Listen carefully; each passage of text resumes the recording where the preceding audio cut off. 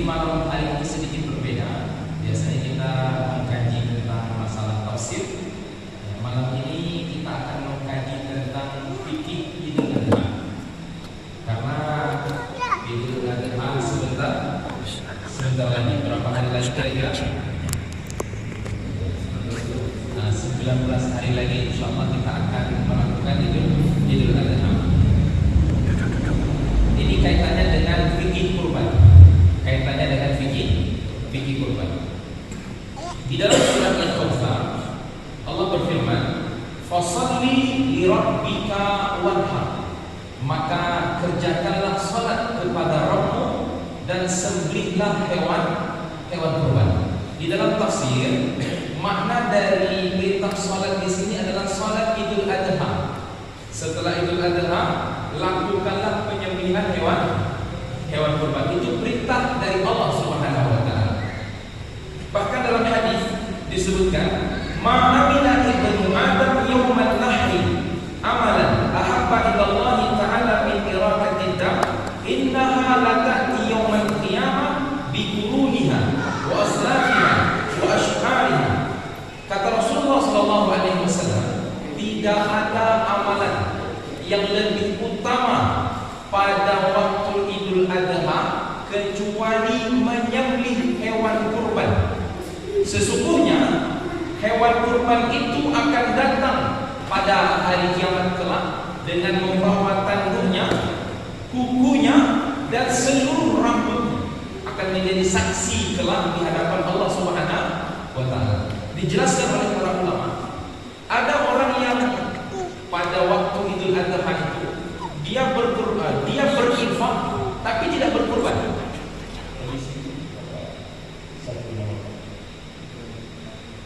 2.700.000. Ada orang pertama dia berinfak, bersedekah tapi tidak berkurban, senilai 2.700.000.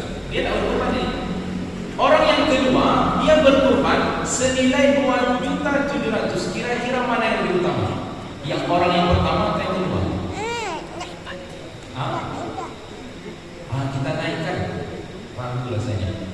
Orang pertama berinfak senilai 10 juta tapi tidak berkurban. Orang yang kedua berkurban senilai 2.700.000. Mana yang amalannya yang lebih utama? Kenapa? Kan sedekahnya banyak tuh, 10 juta. Tapi dia tidak berkurban. Bermakna orang yang berkurban itu lebih utama daripada orang yang bersedekah sebanyak apapun. Apa sebab? Karena Allah Subhanahu wa taala akan memberikan pahala sebanyak rambut yang ada pada hewan kurban. Ada yang pernah menghitung berapa rambut pada hewan kurban? Jauh ya yo. Itu berapa itu? Senilai itu. Dan tanduknya pun akan diberikan ganjaran pahala senilai itu pula. Kukunya pun demikian. Bahkan seluruh gigi yang ada pada hewan kurban itu juga akan dihitung oleh Allah Subhanahu wa taala. Kelak dia akan menjadi saksi di hadapan Allah Subhanahu wa taala atas ketaatan kita. Maka hikmah di balik kita berkurban ini adalah pertama, rasa syukur kepada Allah. Kurban itu sebenarnya bukan makan daging. Kurban itu bukan mencari daging. Tapi kurban itu sebenarnya adalah untuk mendekatkan diri seseorang kepada Allah. Apa sebab? Karena Allah Subhanahu wa taala telah banyak memberikan rezeki kepada kita. Bahkan Allah Subhanahu wa taala telah memberikan umur kepada kita.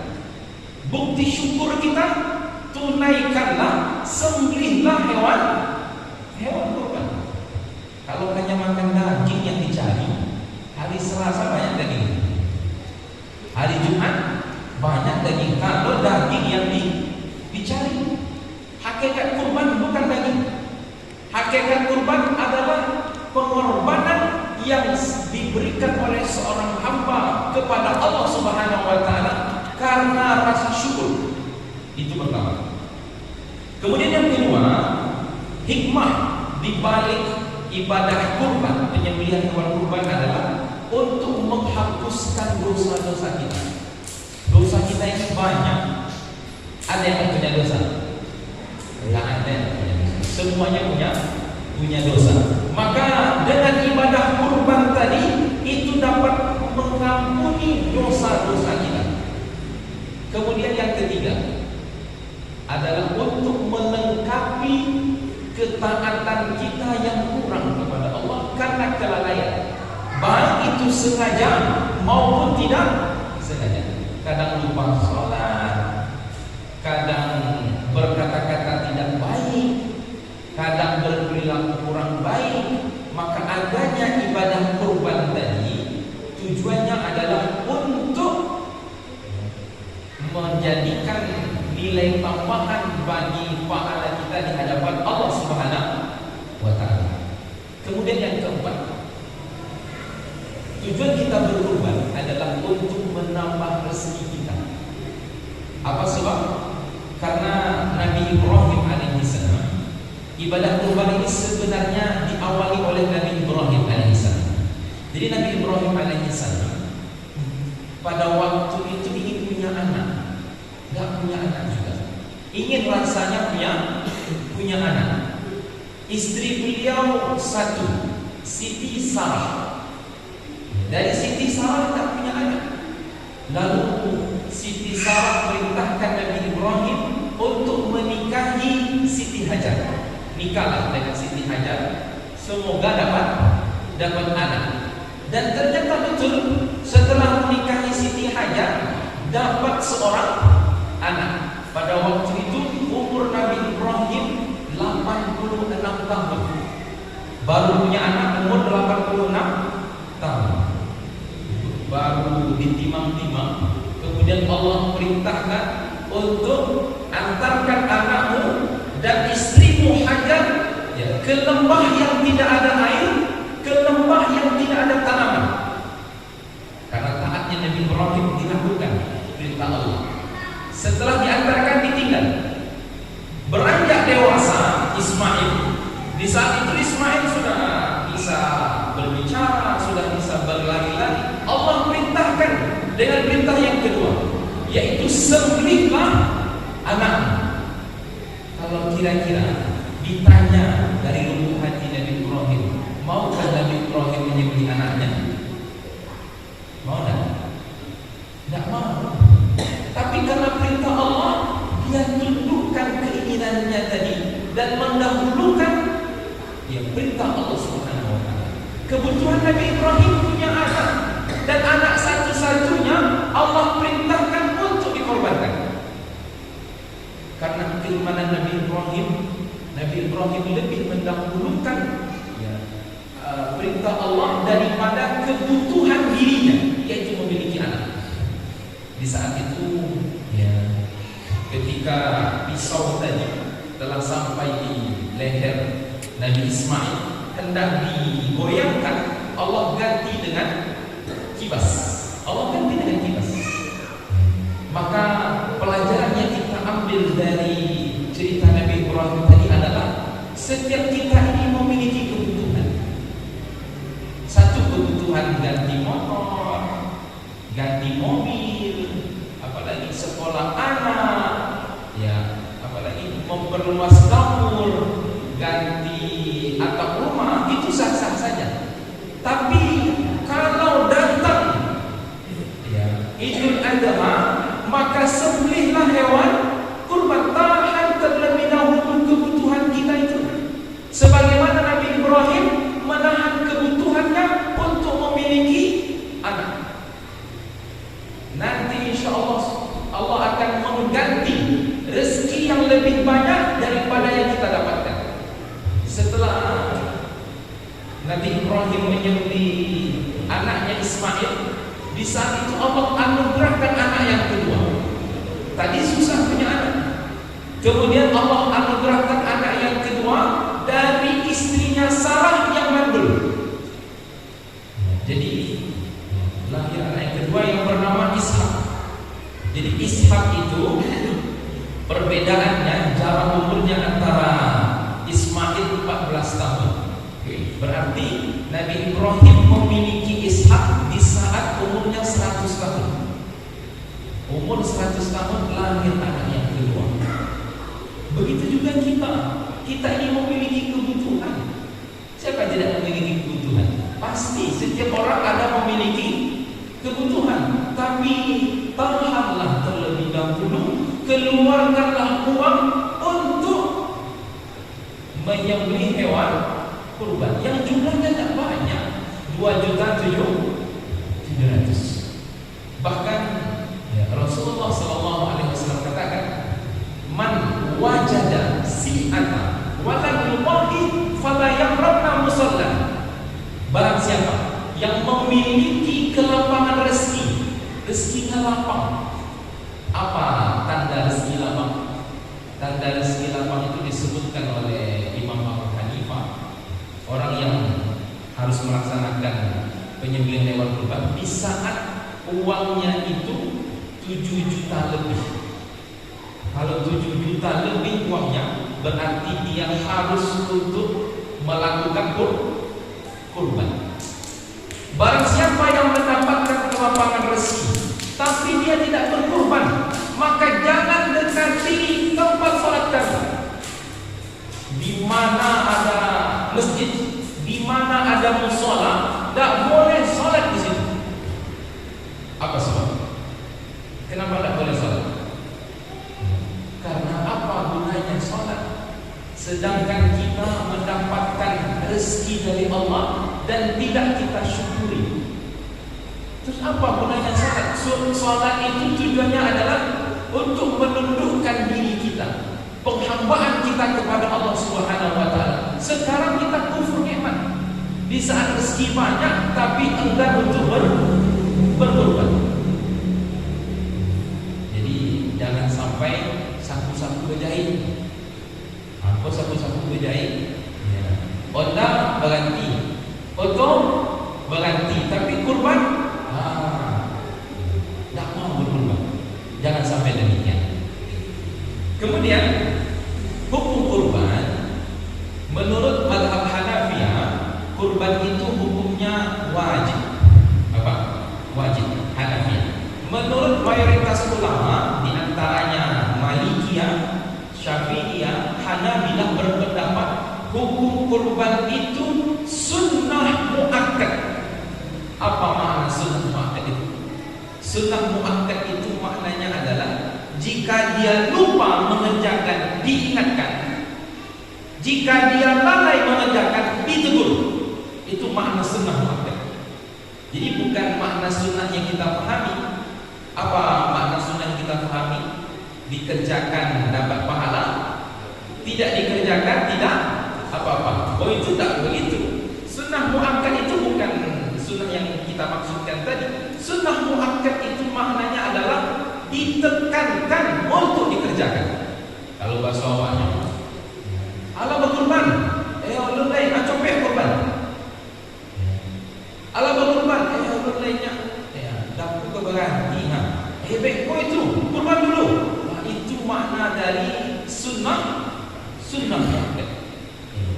Bahkan mazhab Syafi'iyah berpendapat hukum kurban itu dia sifatnya adalah fardu kifayah.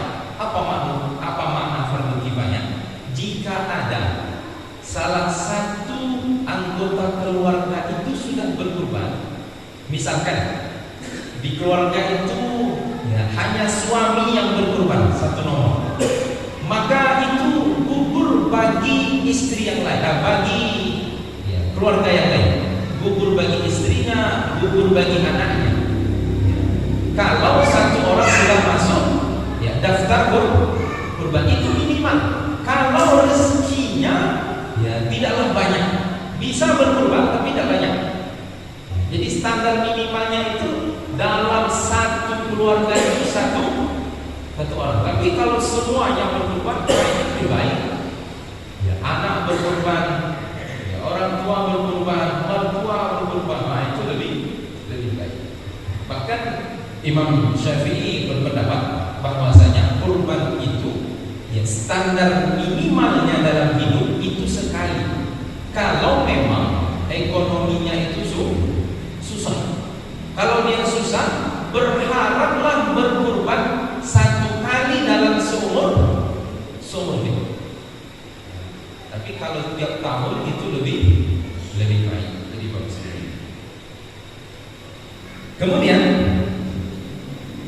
disebutkan lagi waktu penyembelihan hewan kurban. Kapan waktu penyembelihan hewan kurban itu yang tepat? Dalam hadis Rasulullah SAW katakan, ini diriwayatkan oleh Imam Bukhari dan Muslim. Inna awwala ma nabda bihi yawmuna hada an nusalliya thumma narji fanadhhab faman fa'ala dhalika faqad asaba sunnatana wa man dhabaha qabla dhalika fa innama huwa lahmun qadamahu li ahlihi. Kata Rasulullah SAW, sesungguhnya ibadah yang kita lakukan pertama kali ketika Idul Adha itu adalah satu, salat Idul Adha. Salat Idul Adha. Apa bedanya salat Idul Adha dengan salat Idul Fitri? Kalau pelaksanaannya sama, tata caranya sama. Bedanya apa? Bedanya di waktu. Kalau Idul Fitri oleh para ulama itu boleh untuk diundur jamnya. Misalkan janji kita 7:30, Idul Fitri kita sholat di masjid 7:30. Ini sudah diumumkan ke masyarakat. Tiba-tiba 7:30 belum datang orang lagi. Kita tambahlah setengah jam lagi. Jam 8 lah. Tambah jam 8. Lihat lagi sudah jam 8 belum lagi berkumpul orang. Belum cukup. Tambahlah lagi setengah jam lagi. Pelaksanaan 8:30. Pas 8:30 belum lagi bertambah. Jam 9 lah. Kalau Idul Fitri seperti ini boleh. Apa sebab? Karena setelah sholat Idul Fitri tidak ada kegiatan setelahnya. Boleh untuk diundur. Tapi kalau Idul Adha, sholat Idul Adha, kata para ulama, semakin cepat dilakukan itu semakin baik. 7:30. Tidak ada orang tunggu 20 menit lagi. Kalau tidak ada juga orang, lakukanlah sholat dengan seberapa ada. Apa sebab? Karena setelah sholat Idul Adha itu ada ibadah yang kita lakukan, yaitu menyembelih hewan kurban. Jadi kata Rasulullah SAW, setelah sholat Idul Adha pulang ke rumah sarapan. Kenapa sarapan? Karena setelah selesai sholat itu setelah selesai sholat subuh tidak boleh makan, tidak boleh minum sampai setelah sholat Idul Adha kita berpuasa dulu.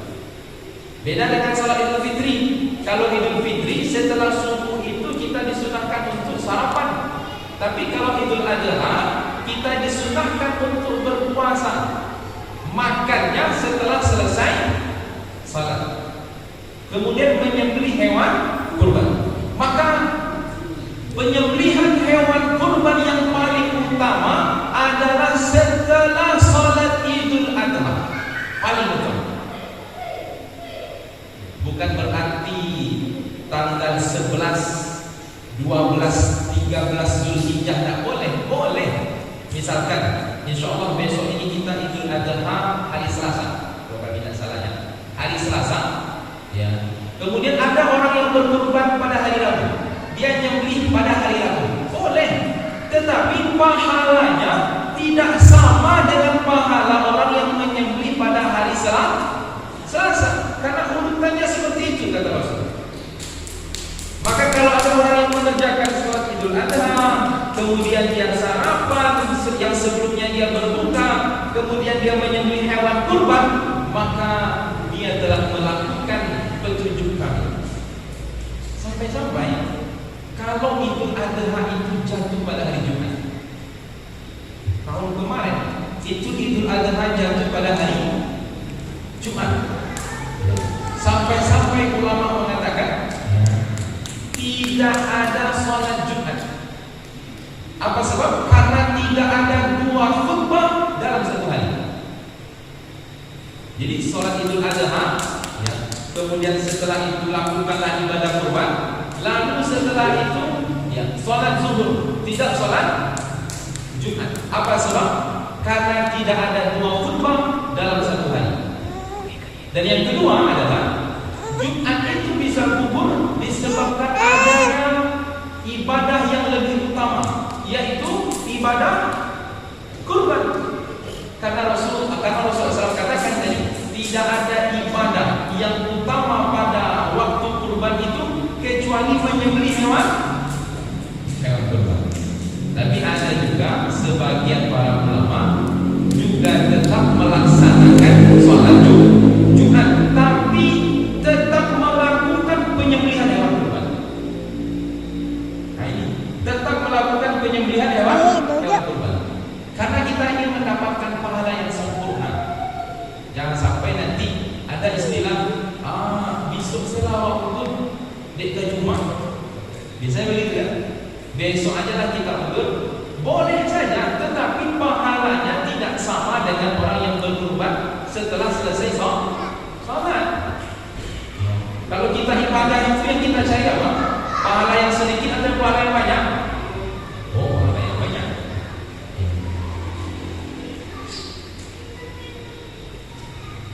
Kemudian untuk masalah apa saja yang harus dilakukan oleh orang yang telah berkurban, sunnah-sunnah yang dilakukan oleh orang yang telah mendaftarkan dirinya untuk berkurban. Satu, hendaknya orang yang telah mendaftarkan dirinya dalam rangka penyembelihan hewan kurban, dia harus memperhatikan hewan kurbannya. Jangan sampai ada cacat yang mempan pada hewan kurban itu. Apa saja? Satu, tidak boleh matanya celek sakit, ya, sakit matanya saja. Yang kedua, tidak boleh ya, hewan kurbannya itu tanduknya patah. Tidak boleh. Kalau patah tanduknya berarti hewan kurban itu tidak layak untuk dikurbankan. Yang ketiga, ya, jangan sampai hewan kurban itu kakinya pincang satu. Tidak boleh. Ketika mau boli tadi ada ketengkak kakinya. Setelah turun dari otong, tengkak kakinya. Nah, itu tidak boleh dikorbankan. Maka diperhatikan baik-baik. Kemudian yang keempat, jangan sampai hewan kurban tadi tinggal daging, tinggal kulit dan tulangnya saja. Kalau didendeng tidak bisa, bisanya disup saja. Karena tinggal tulangnya aja lagi, itu tidak boleh. Ya, tidak diperbolehkan. Maka hewan kurbannya tidak diterima. Maka bagi orang yang mendaftarkan ya, hewan kurbannya, diperhatikan betul hewan kurban itu. Lebih besar hewan kurban itu lebih baik. Kemudian yang kedua, yastahiqqu lil muridi tadhiyati ayat baha min nafsihi. Disunnahkan untuk ya, orang yang berkurban tadi, dialah yang menyembelih hewan kurban itu sendiri. Apa sebab? Karena hewan kurban itu bentuk mengorbankan ya, ketaatan kita kepada Allah Subhanahu wa taala. Maka ya, disunnahkan kalau sapi kan berserikat 7, maka pilihlah di antara 7 tadi siapa yang bisa nyembelih. Ya, itu lebih baik. Tapi kalau di antara 7 tadi tidak bisa, boleh diwakilkan. Jangan dipaksakan. Kalau dipaksakan, betul nggak dari itu kok payah. Diwakilkan. Kemudian yang ketiga, hendaknya ketika menyembelih hewan kurban itu menghadap kiblat. Jadi posisi ya, sapi itu lambung kirinya di bawah. Jadi lambung kirinya dibalikan ke bagian bawah, dan orang yang menyembelih itu menghadap kiblat. Menghadap kiblat. Jadi bukan yang kanannya, tapi lambung sapi itu di sebelah kiri bagian bawah. Jadi lambung kanannya di atas. Berarti kepalanya ke sana, ya, menghadapnya ke sana. Kemudian yang keempat, hendaknya orang yang berkurban itu hadir ketika hewan kurbannya itu disembelih. Karena Rasulullah Alaihi Wasallam katakan kepada anaknya Fatimah, "Qumi ila udhiyatihi." Lakukanlah penyembelihan hewan kurban. Fashhadiha, maka saksikanlah bagaimana hewan kurban itu disembelih.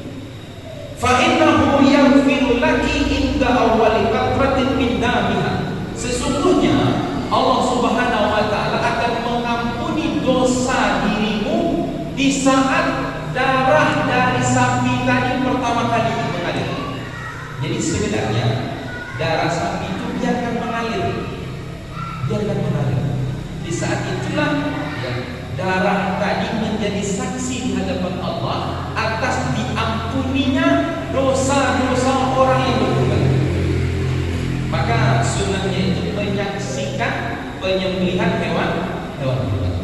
Sekiranya ada orang yang dirantau, dia berkurban di kampung, tidak bisa datang. Lalu bagaimana caranya? Diwakilkan kepada saudaranya, kepada orang yang terdekat untuk hadir di saat hewan kurbannya itu disembelih.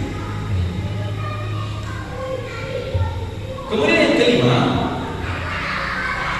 hendaknya disunahkan bagi orang yang berkurban untuk tidak memotong kukunya, tidak memotong rambutnya, tidak mencabut rambut seluruh tubuhnya dari tanggal 1 Zulhijjah sampai hewan kurbannya disembelih.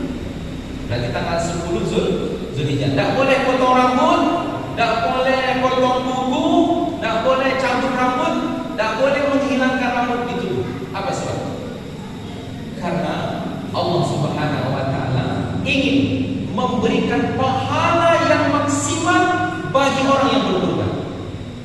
Allah telah memberikan pahala sebanyak rambut dari hewan kurban, tanduknya, giginya, kukunya, dan juga Allah Subhanahu wa taala memberikan pahala kepada orang yang berkurban sebanyak rambut yang dia miliki di tubuh ini.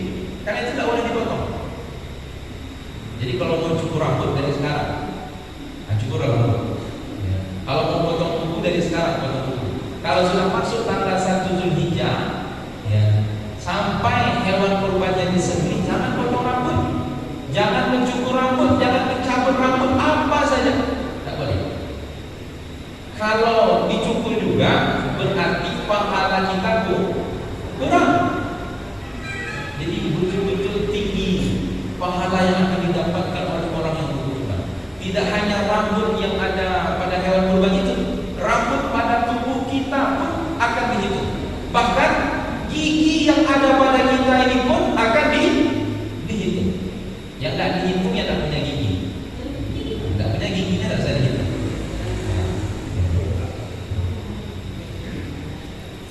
Jadi sudah tanggal 1 Zulhijjah. Berarti kapan itu?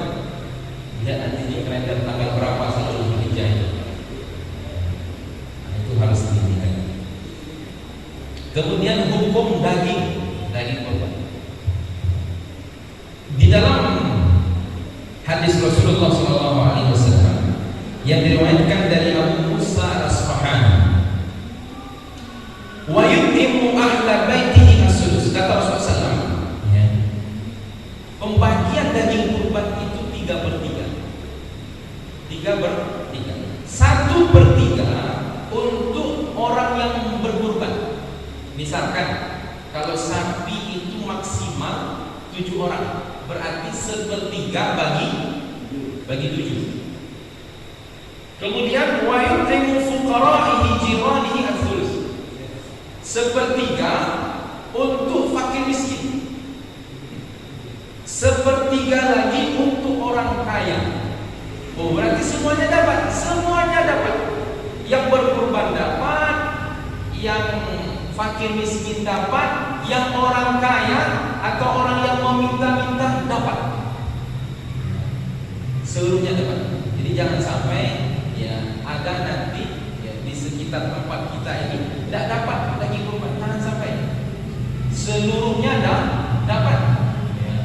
Dan jangan pula dibedakan antara orang yang sholat dan yang tak sholat.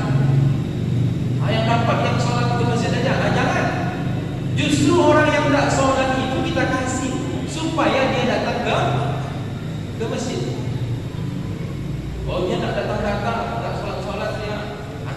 kasih juga dia, supaya dia tergerak hatinya untuk sholat berjamaah, supaya tergerak hatinya untuk datang sholat berjamaah. Itu tujuannya. Bahkan jika ada orang yang kafir, Nasrani, Hindu, Buddha, boleh untuk dikasih dengan syarat orang-orang Muslim itu lebih dahulu dapat, boleh. Kemudian Rasulullah SAW ini mengancam keras. Beliau mengatakan dalam hadisnya, "Kuntu nahaitukum an idkhari luhumil Allah." Aku melarang kalian untuk menyimpan daging kurban lebih dari 3 hari. Min ajli dafah, ketika tetangga yang lain tak dapat. Untuk awak satunya, kaki untuk ambo, kepala untuk ambo, pawit untuk ambo, apa lagi? Jangan untuk ambo, sadunya untuknya. Dan minta ampun kulkas saja. Sampai tetangga tak dapat. Lapa yang menutup pintu kulkas, lah kedai kaki jari, tak bisa ditutup lagi. Maka ini yang dilarang oleh Rasulullah. Dia banyak menyimpan daging, tetapi tetangga tidak dapat. Diperhatikan tetangga kita. Yang inti ibadah kurban itu bukan makan daging. Perlu kita pahami ini. Kadang itulah, karena tadi terlalu obsesinya tinggi sekali untuk masalah daging ini. Padahal tak perlu kena di rumah tu. Obsesinya tinggi sekali, sehingga tidak memperhatikan tetangganya. Tetangga dapat, kemudian dia banyak. Jadi tak boleh untuk menyimpan daging kurban lebih dari 3 hari di saat tetangga tidak dapat. Kalau dia menyimpan daging kurban, tetangga tak dapat, berarti dia berdosa. Dia berdosa. Dan boleh dia menyimpan daging kurban lebih dari 3 hari, syaratnya merata dapat seluruhnya. Itu boleh. Tapi kalau tak bisa kulkas ditutup, itu kalau dia minta ampun kulkas. Kemudian masalah daging kurban. Daging kurban ini tidak boleh dijual. Apa saja, dagingnya, kulitnya, tanduknya, kukunya, bahkan yang remeh sekalipun, kukunya itu tidak boleh dijual. Bagi siapa? Bagi yang berkurban. Misalkan sapi itu kan 7 orang, sapi 7 orang. Kemudian ada di antara 7 dan 1 orang, dia minta kulit. Kulit itu apa? Dia berkurban ini. Kemudian dia minta jatahnya yang sepertiga tadi, dia kulit. Tujuannya apa? Kamu jual. Habis kamu beli modal. Yang tadinya saya keluarkan kurban 2.700.000, misalkan saya jual kulit 1 juta. Berapa jual tu? Balik 1 juta. Ini tak boleh. Kata Rasulullah SAW, "Man ba'a jilda udhiyatihi," barang siapa yang menjual kulit hewan kurbannya, berarti yang menjual siapa? Orang yang berkurban. Fala udhiyata lahu, maka tidak ada ibadah udhiyah, ibadah kurban baginya. Tapi kalau sudah berpindah tangan, misalkan kita kasih kulit kepada orang yang miskin, kita lihat siapa yang miskin, kita kasihlah kulit kepadanya supaya dia bisa menjual. Itu boleh, asalkan syaratnya sudah berpindah tangan. Tapi kalau belum berpindah tangan, yang menjual itu orang yang berkurban tadi, misalkan aku jual tanduknya, aku jual kulitnya, kata orang yang berkurban, maka tidak ada ibadah kurban bagi diri.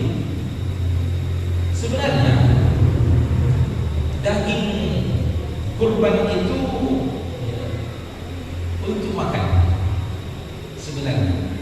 Tapi ada yang dari potongan hewan kurban tadi yang tidak bisa dimakan. Apa contohnya? Tanduknya bisa dimakan? Tidak bisa. Itu walaupun tidak bisa, tetap tidak boleh untuk dijual, tapi boleh digunakan yang bermanfaat apa saja. Misalkan aku minta tanduknya untuk pajangan biasa, itu boleh bagi orang yang berkurban.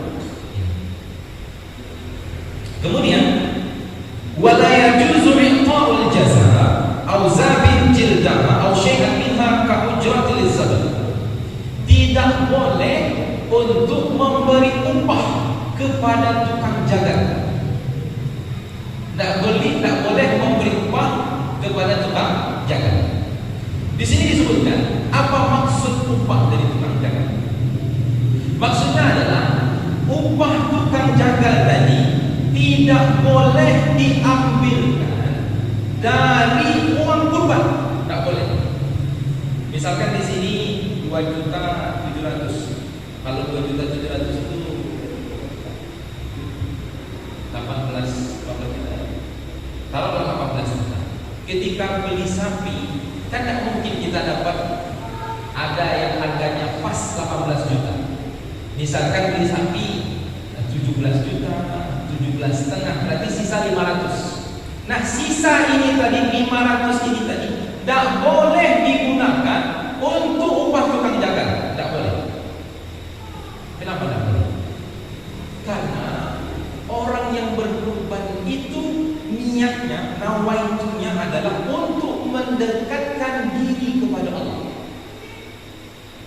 Nawaitunya itu. Kalau mendekatkan diri kepada Allah, tidak ada unsur yang lain. Lalu boleh untuk memberikan upah kepada tukang jaga, syaratnya diambil dari uang yang lain. Karena sahabat Ali bin Abi Thalib pernah bertanya kepada Rasulullah yang dia telah menyembelih 40 ekor kambing dalam satu waktu. Rasulullah menyembelih 60 ekor kambing dalam satu waktu. Jadi pas nyembelih itu 60, sembelih lagi. Kita kadang satu itu belum pernah. Jadi memang seharusnya belajar untuk menyembelih hewan. Kemudian Ali bertanya kepada Rasulullah, "Ya Rasulullah, bagaimana dengan upah dari orang tukang jaga?" Apa kata Rasul? "Jangan engkau ambilkan upahnya dari hewan kurban. Tidak boleh." Lalu dari mana? Lalu Ali katakan, "Nahnu nu'tihi min indina." Kami berikan upah kepada tukang jaga tadi dari kantong pribadi kami. Dari kantong pribadi kami. Jadi misalkan dari uang masjid itu boleh. Dari uang donatur boleh. Asalkan jangan diambil dari uang kurban. Lalu sisa tadi itu apa? Sisa tadi bolehnya untuk membeli peralatan, misalkan pisau, kemudian terpal, kemudian minuman untuk orang yang kerja sebelumnya, itu boleh. Tapi atas nama upah itu tak boleh. Dan juga sama upah seperti ini. Ada orang datang, kemudian dia katakan, "Ambo lah yang mau menolong, tapi beko kuling untuk ambo." Itu upah itu tak boleh. Asal nama apa saja yang disyaratkan di awal tak boleh. Ambo lah yang mau menolong, kepala untuk ambo, itu upah tak boleh. Jadi asal disebut di awal tidak diperbolehkan. Tapi kalau seperti ini boleh. Ada orang dia membantu dari pagi sampai siang, kerjanya banyak. Lalu pihak orang yang berkorban dan panitia katakan, kasihlah dia lebih. Dia sudah banyak membantu. Itu boleh. Itu namanya hadiah. Kalau seperti itu boleh. Hadiah itu boleh. Boleh tidak memberikan banyak kepada orang? Boleh, atas nama hadiah boleh. Tapi kalau disyaratkan di awal, itu tidak boleh. dengan tradisi begini. Siapa yang menyembelih dapat kepala, itu tidak boleh. Karena itu sifatnya upah. Tapi kalau diberi lebih, boleh. Coba kasih dia kaki 2 atau 3 atau 4. Tidak disyaratkan di awal. Boleh. Tapi kalau tradisi, biasanya yang mati itu kepala saja. Itu upah. Coba kasih dia kaki marah dan dia.